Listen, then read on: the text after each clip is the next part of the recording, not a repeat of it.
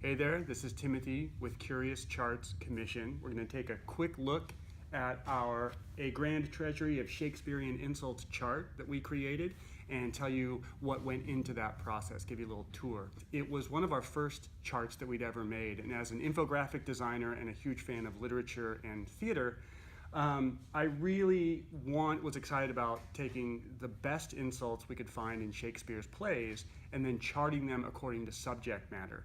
Like many labors of love, this lasted months longer than I thought it would. First of all, there was the process of collecting all of the different insults from the different plays. So we did research online, we did research in Shakespeare's scripts, we used Google Books to look at old versions from like the 17th and 18th century of Shakespeare's works, and we collected over 200 insults of varying lengths about varying things.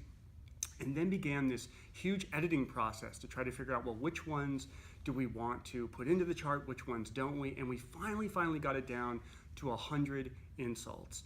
But then we realized, wait a minute, different versions of Shakespeare throughout history, because there's been many publishers that put out Shakespeare's works, altered his lines in slightly different ways. And so we realized, after having done all of this research, that we needed to go back again and cull through all of those insults to make sure that they were as true as possible to what Shakespeare's original writings were. Because we really didn't want a Shakespeare professor at a university somewhere emailing us and saying, actually, you got this quote wrong. So we did the due diligence, we pored over it for hours and hours, and then it came time for the design.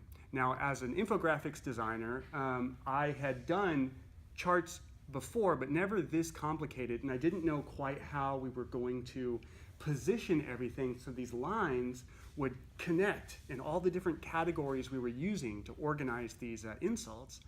And so that took a lot of trial and error. I had to start over a few times, but it was kind of, a really great learning process. So this is an example of the kind of stuff that goes into the charts we make here at Curious Charts Commission. Every single chart is a new adventure. It's a lot of fun, it's a lot of work, and we kind of love it, and we hope that you enjoy them too. So, thanks.